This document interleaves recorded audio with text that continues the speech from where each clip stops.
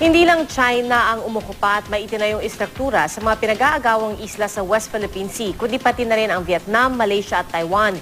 Sa kabila po nito, iginit ng Armed Forces of the Philippines na hindi nila pinababayaan ang mga islang nasa loob ng territorial waters ng Pilipinas. Balita natin ni Maki Pulido. Sa West Philippine Sea, kung saan may mga inaangking teritoryo ang Pilipinas, hindi lang China ang umuokupa at may mga matitibay na istruktura. Vietnam ang may pinakamaraming naokupahan sa kalayaan. Naokupahan na ng Vietnam ang Phuket Island noong dekada 80 pa. Nasa aerial picture na ito nakuha lang nung nakaraang taon, makikitang pwede nang languyin ang Parola Island ng Pilipinas. Ayon kay Romel Banlawi, isang national security analyst, may military presence ang Pilipinas noong dekada 70 sa Phuket Island. Pero ngayon, ang islang ito may hindi bababa sa 3 gusali ng Vietnam. Bahagi naman ng munisipalidad ng Kalayaan ng Nam Yet Island na tinayuan naman ng mga windmills at solar panels ng Vietnam. Matagal naman nang nasa Ayungin Shoal ang isang barko ng Philippine Navy na ilang taon nang sumadsad.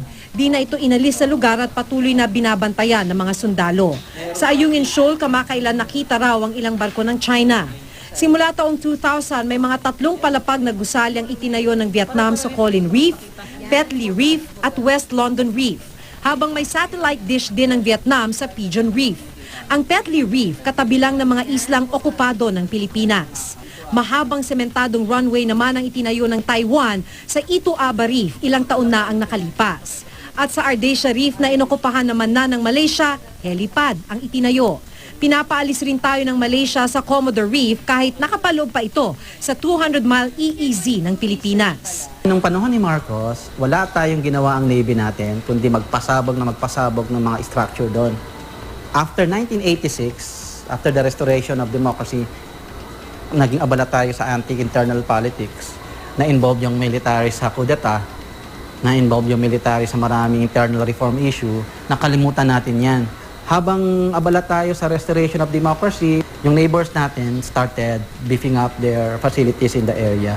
Nabulabog na lang ang militar noong 1995 nang madiskubre ang malaking istruktura ng China sa Mischief Reef. But we have neglected our territories in the area. Okay?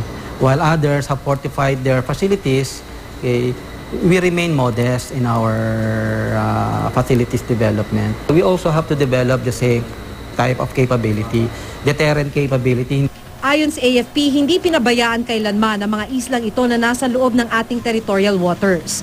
Patunay daw dito na patuloy na binabantayan ng Kalayaan Group of Islands ng mga sundalo. Sabi ni Banlawi, mapayapang solusyon ang kailangan para plantsahin ang gusot sa agawan ng teritoryo. Isa na rito ang Code of Conduct na itinutulak sa ASEAN na kabilang ang demilitarization para mabawasan ang tensyon sa pinag-aagawang teritoryo. Maki Pulido, GMA News.